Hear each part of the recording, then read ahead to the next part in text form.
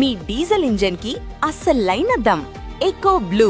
భారతదేశం అతిపెద్ద ఐపీఓకి రెడీ అయింది. జియో రిలీజ్ చేయబోతున్నటువంటి ఈ ఐపీఓ ద్వారా దాదాపుగా 27,500 కోట్ల రూపాయల సమీకరణ జరగబోతుంది. ఇది దేశ చరిత్రలోనే అతిపెద్ద ఐపీఓ అని చెప్తున్నారు. ప్రతి ఒక్కరూ ఇందులో ఇన్వెస్ట్మెంట్ చేయాలనేటువంటి ఆశ చూపిస్తున్నారు. మరోవైపు ఈ ఐపీఓ ఓపెన్ అయిన తర్వాత పరిస్థితి ఎలా ఉండొచ్చు అనేటువంటి విశ్లేషణలు కూడా వినిపిస్తున్నాయి. వీటన్నిటి గురించి తెలుసుకునేటువంటి ప్రయత్నం చేద్దాం. అసలు రిలయన్స్ జియో ఎందుకు ఈ దిశగా అడుగులు వేసింది తెలుసుకునే ప్రయత్నం చేద్దాం. మనతో పాటు అనలిస్ట్ ప్రశాంత్ గారు ఉన్నారు. ప్రశాంత్ గారు నమస్తే. నమస్తే అండి కేశవ్ గారు. ప్రశాంత్ గారు, రిలయన్స్ అంటేనే ఒక బ్రాండ్ వాల్యూ. మన దేశంలో ఐపీఓ అనేది కామన్ మ్యాన్ దగ్గరకు తీసుకొచ్చిన సంస్థగా రిలయన్స్కు ప్రత్యేకత ఉంది. అలాంటిది ఒక భారీ ఐపీఓ అంటున్నారు. ఇది 27,000 కోట్లు అనేది చాలా పెద్ద నంబర్ కనిపిస్తుంది. షేర్స్ కానీ, దాని వాల్యూ కానీ, వాల్యూమ్ కానీ, అసలు ఏంటి దీని స్పెషాలిటీ? ఖచ్చితంగా కేశవ్ గారు, ఇప్పుడు మీరు చూసారంటే ఐ థింక్ 2-3 రోజుల కిందట ముగిసిన రిలయన్స్ వార్షిక జనరల్ బాడీ మీటింగ్ అంటారు, ఏజిఎం యాన్యువల్ జనరల్ మీటింగ్ లో ముఖేష్ అంబానీ గారు అనౌన్స్ చేసిన విధంగా రిలయన్స్ జియో ప్లాట్ఫామ్ అనేది దేశ చరిత్రలో, మన భారతదేశ చరిత్రలో అతిపెద్ద ఐపీఓ లాంచ్ చేయబోతుంది. అది దాదాపుగా మీరు చెప్పిన విధంగా $4 to $4.5 బిలియన్, అంటే ఇండియన్ రూపీస్ లో 27,000 నుంచి 30,000 కోట్లు, దాదాపుగా 30,000 కోట్ల సమీకరణ చేస్తున్నాం. దీని ద్వారా వచ్చే డబ్బులు మా రిలయన్స్ జియో ద్వారా ఏదైతే 10 సంవత్సరాల కిందట పెట్టుబడి పెట్టు మొదలైందో, దాదాపు 50 కోట్ల సబ్స్క్రైబర్స్ తో ప్రపంచంలోనే రెండో అతిపెద్ద టెలికాం ప్రొవైడర్, చైనీస్ మొబైల్ తర్వాత రెండో అతిపెద్ద టెలికాం మొబైల్, త్వరలో కూడా 60 కోట్లతోటి ప్రపంచంలోనే నంబర్ 1 టెలికాం ప్రొవైడర్ గా మారబోతున్న జియో ఇంత పెద్ద నిర్ణయం తీసుకోవడం, దీన్ని 2 విధాలుగా చూడాలండి. అంటే 2 విధాలుగా, నేను ఒక విధంగా ఏంటంటే యాజ్ అన్ ఇన్వెస్టర్ ఇది ఒక పెద్ద అవకాశం. అంటే ఇన్వెస్టర్ గా ఎప్పుడు కూడా ఈ పెద్ద కంపెనీలు ఏదైనా సరే, ఇప్పుడు లాస్ట్ ఇయర్ మనం ఎల్ఐసి ఐపీఓ చూసాం. అది 10,000 కోట్ల సమీకరణకు వచ్చినప్పుడు ప్రతి ఒక్కరు కూడా అత్యుత్సాహం ప్రదర్శించారు. అది దాదాపుగా 3 times 4 times ఓవర్ సబ్స్క్రైబ్ అయింది. అంటే మీరు నేను కూడా దాదాపుగా నాకు ఎల్ఐసి షేర్ వస్తే చాలు అని అనుకున్నాను. మా సొంత మై ఫాదర్ ఆల్సో ఇన్వెస్టెడ్. ఏమంటే ఎప్పుడు వస్తుంది నాకు అని ఎదురు చూశాడు. బట్ అది చూసాం, నిరుత్సాహం మిగిల్చింది. తర్వాత అనుకున్న విధంగా అది రాణించలేదు. బట్ రిలయన్స్ అనేది మీరు అన్నట్టు ఒక పెద్ద బ్రాండ్, 27 కోట్ల షేర్లు. అది ఏ లాట్ లో వస్తుంది, ఎలా రాబోతుంది, ఫేస్ వాల్యూ ఎంత మొత్తం అనేది కంప్లీట్ గా తెలియదు. ఎందుకంటే స్టాక్ మార్కెట్ లో డిఆర్హెచ్పి అంటారండి, డ్రాఫ్ట్ రేట్ హియరింగ్ ప్రాసెస్ అంటారు. అది ఫైల్ చేశారు సెబీతో. అది ఫైల్ చేశారు, మేము రాబోతున్నాము, మాకు ఇంత సమీకరణ చేయబోతున్నాం, ఫేస్ వాల్యూ 10 రూపీస్ తో 27 కోట్ల షేర్లు మేము తీసుకోబోతున్నామని ఒక డ్రాఫ్ట్ పెట్టారు. బట్ ఏదైనా సరే ఇంత పెద్ద మొత్తంలో సమీకరణ చేస్తున్నారు. ఇంత పెద్ద మొత్తంలో మేము భారతదేశంలో షేర్ హోల్డర్లని మా కంపెనీలో భాగస్వామ్యం చేయబోతున్నాము. అంటే ఒక హుండాయ్ మోటార్స్ ఇండియా కంపెనీ దాదాపుగా నాకు తెలిసి ఒక 2024లో 170 billion something, millions not billion, దాదాపుగా 17 కోట్ల సమీకరణ చేశారు. సో ఆ తర్వాత చూస్తే ఇదే పెద్దది. సో ఏదైనా కూడా ఇది దేనికి సంకేతం అంటే అసలు ఇంత పెద్ద మొత్తంలో సమీకరణ చేయాల్సిన అవసరం ఏంటి? విస్తరణలో భాగంగా చేస్తున్నారా, లేదా ఏమన్నా స్పెసిఫిక్ రీజన్స్ ఉన్నాయా ఇందులో? చాలా మంచి ప్రశ్న అడిగారండి. కొంచెం నిశ్చితంగా ఆలోచించాలి. మీరు చూసారంటే స్పేస్ ఎక్స్ లాంచ్, ఈ ఐపీఓ లాంచ్ జరిగింది. ఎలాన్ మస్క్ ప్రపంచంలో అప్పరకు కుబేరుడైపోయాడు. $500 బిలియన్ ఉన్న ఆస్తి కాస్త ఒక్కసారిగా $1 ట్రిలియన్ కంటే డబుల్ అయిపోయింది. మరి ఏమీ జరగలేదు, మనకున్న ఆస్తుల వాల్యూ పెరగలేదు, సో మన అమాంతంగా మన సేల్స్ పెరగలేదు, డబ్బులు పెరగలేదు, కేవలం షేర్ వాల్యూ పెరిగింది. సో రిలయన్స్ కూడా అదే నమ్మకం తోటి వాళ్ళకు దాదాపుగా మీరు చెప్తున్న 27,000 కోట్లలో 25,000 కోట్ల వరకు అప్పులే దీంట్లో పూరిస్తున్నాము. మేము కొత్తగా ఏదైనా కూడా షేర్ మార్కెట్ లో ఎప్పుడైనా ఫండ్స్ ఎందుకు రైజ్ చేస్తారంటే బిజినెస్ ఎక్స్పాన్షన్, కొత్త పరిశ్రమలు పెట్టడము, కొత్త ప్రొడక్షన్ యూనిట్స్, R&D యూనిట్స్, లేదా కొత్త ఒక ప్రోడక్ట్ ని తీసుకురావడానికి. బట్ కాకపోతే వీళ్ళు ఏంటంటే రిలయన్స్ ని గ్లోబల్ గా ఒక పెద్ద ప్రోడక్ట్ గా మేము ఎస్టాబ్లిష్ చేయబోతున్నాం. రిలయన్స్ కున్న అప్పులన్నీ కూడా ఒకసారి కూడా తీర్చేసి కంపెనీ అనేది స్ట్రాటజిక్ గ్రోత్ మీద ఫోకస్ చేయబోతుంది అంటూ తన తండ్రి ధీరుభాయ్ అంబానీ, కొడుకులు ఆకాష్ అనంత్, తర్వాత కూతురు ఈషా పేర్లు కూడా ప్రస్తావిస్తూ ఇది ఒక ప్రముఖ గ్లోబల్ కంపెనీగా మేము ఎస్టాబ్లిష్ చేయబోతున్నాం. అందుకే ఈ భారతదేశ చరిత్రలో పెద్ద ఐపీఓ అన్నారు. కానీ మనం ఒక ఇన్వెస్టర్ గా చూసుకుంటే ఇందులో ప్రధానంగా అప్పులు తీర్చబోతున్నారు, 5G మీద ఫోకస్ చేయబోతున్నారు. నెక్స్ట్ 10 years లో ప్రపంచంలో అతిపెద్ద ప్రొవైడర్ గా రాబోతున్నాము. ప్రతి ఒక్కరిని కూడా షేర్ హోల్డర్ చేస్తూ అందరికి కూడా రాబడి ఇచ్చే మార్గాన్ని మేము చూపించబోతున్నామని చెప్తున్నారు.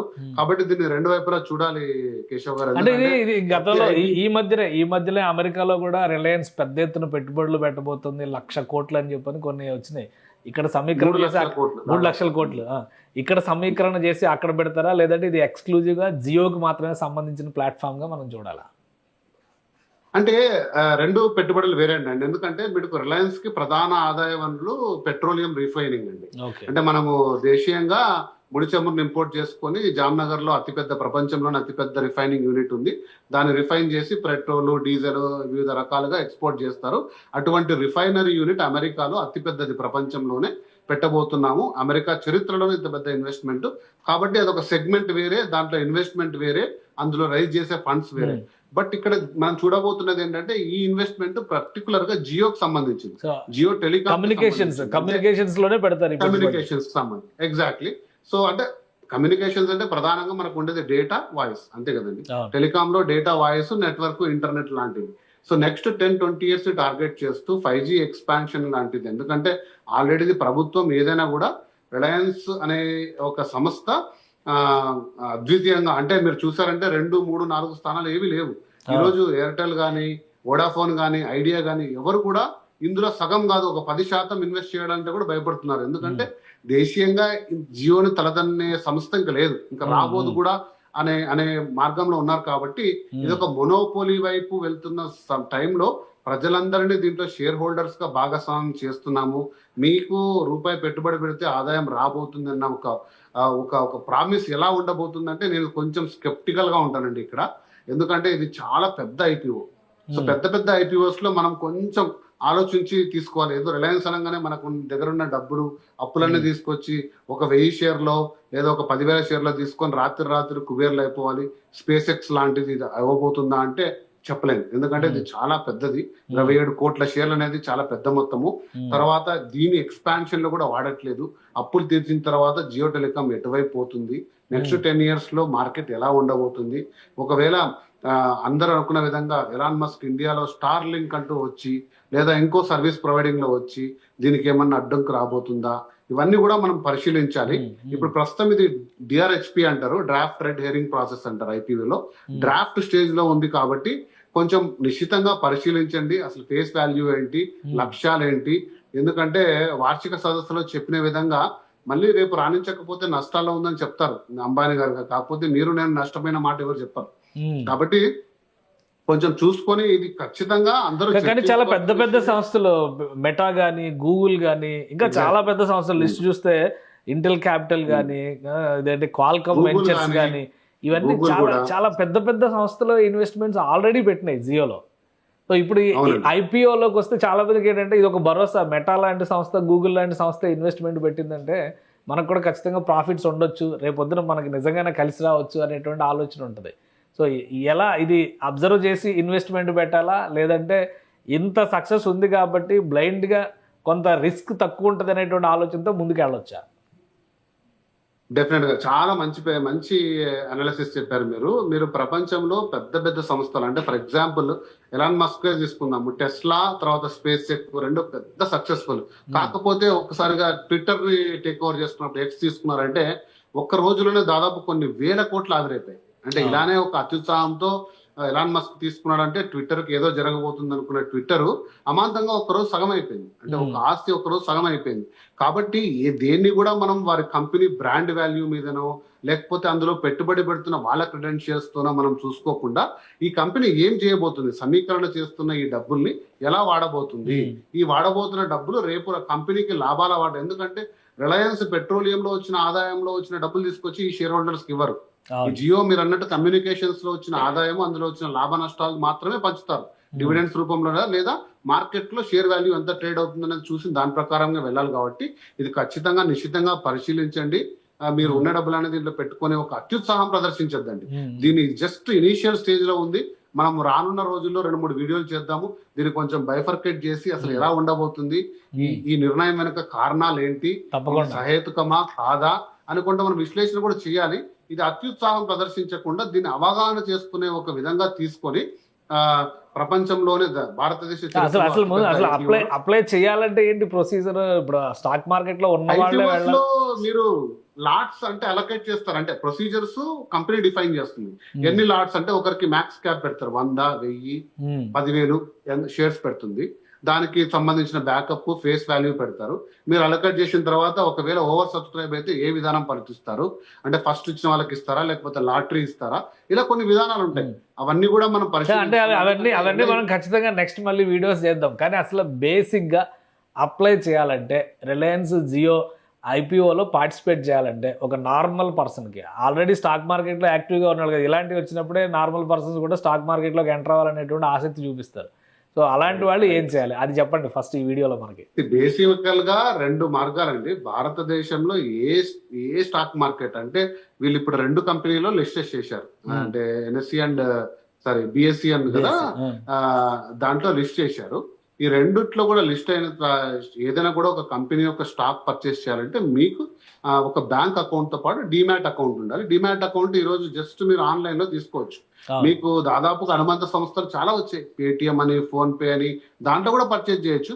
ప్రత్యేకించి మీ బ్యాంకు ద్వారా ఐసిఐసిఐ, హెచ్డిఎఫ్సి డిమాట్ అకౌంట్ లో మీరు ఒక షేర్ పర్చేజ్ చేసినట్టే ఐపీఓకి రిజిస్ట్రేషన్ చేసుకోవాలి. అంటే ఎన్ని షేర్లు మీకు కావాలి అంత మొత్తం మీరు దాంట్లో ఇచ్చారంటే మీకు కంపెనీ ప్రాసెస్ లో వాళ్ళ ఎంపిక విధానం ఉంటుంది. ఫస్ట్ మీరు తీసుకున్నారా, లేకపోతే లాటరీలో మీ పేరు వచ్చిందా, లేదా మీకు 100 అడిగితే 50 ఇస్తున్నారా, ఇలా కొన్ని విధానాలు ఉంటాయి.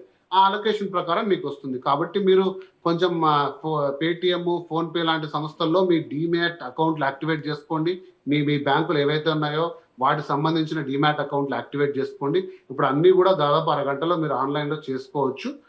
1-2 ప్రొసీజర్లు చేసుకొని రిలయన్సే కాదు ఏ కంపెనీ స్టాక్ పర్చేజ్ అయినా చేసుకోవచ్చు. అందుకు సంబంధించిన అమౌంట్ మీరు బ్యాంక్ లో పెట్టుకోవాలి, దానికి సంబంధించి తీసుకోవచ్చు. ఇంకోటి కావాలంటే డీటెయిల్డ్ గా మనం స్టెప్ బై స్టెప్ ప్రొసీజర్ కూడా చేద్దాం. బట్ ఎందుకంటే ఎందరూ కూడా ఎంటర్ కావాలంటే మీరు అన్నట్టు అసలు నాలెడ్జ్ లేని వారు కూడా దీంట్లో ఎంటర్ కావాలనుకుంటే కూడా చాలా సులభమైన విధానం వచ్చింది. ఒకప్పుడు ఇంత బండిల్ ఫామ్స్ ఫిల్ చేయాల్సింది ఇప్పుడు కాస్త 3-4 క్లిక్స్ తో తీసుకునే విధానం వచ్చింది. కాబట్టి అది చాలా సులభమే. కాకపోతే దీంట్లో ఎంత ఎంటర్ కావాలి, ఎలా పెట్టాలనేది మనం సవివరంగా మళ్ళీ వీడియోస్ చేద్దాం ఖచ్చితంగా. రైట్. థ్యాంక్ యూ ప్రశాంత్ గారు విశ్లేషణ అందించినందుకు. ఇది దేశంలోనే అతిపెద్ద ఐపీఓకి రిలయన్స్ జియో రెడీ అవుతుంది. రిలయన్స్ సంస్థకు ఉన్నటువంటి క్రెడిబిలిటీ, అలానే జియో అనౌన్స్ చేసినటువంటి నంబర్స్ 27,000 కోట్ల రూపాయల వరకు సమీకరించేటువంటి ప్రయత్నం జరగబోతుంది. సో కమ్యూనికేషన్ రెవల్యూషన్ రాబోయేటువంటి రోజుల్లో 5G, 7G దిశగా అడుగులు పడేటువంటి అవకాశం ఉంది. ప్రపంచంలోనే నంబర్ 1 టెలికమ్యూనికేషన్స్ సంస్థగా జియో అవతరించేటువంటి ఛాన్సెస్ ఉన్నాయి. వీటన్నిటిని దృష్టిలో పెట్టుకుని ఈ పెద్ద సమీకరణ జరుగుతుంది. అందులో భాగంగా అతి త్వరలోనే దీనికి సంబంధించినటువంటి ప్రొసీజర్స్ రాబోతున్నాయని చెప్పని ప్రశాంత్ గారు చెప్తున్నారు. ఇక రిలయన్స్కి ఉండేటువంటి బ్రాండ్ వాల్యూని బట్టి చూస్తే ఆసక్తి ఉన్న వాళ్ళు ట్రై చేయొచ్చు, కానీ ఆచితూచి వ్యవహరించాల్సినటువంటి అంశంగా దీన్ని చెప్తున్నారు. రాబోయే రోజుల్లో సుమన్ టీవీ దీనిపైన మరింత అవగాహన కార్యక్రమాలు, వీడియోలు చేసేటువంటి అవకాశం ఉంది. ఇది స్పెషల్ డిస్కషన్. Keep watching.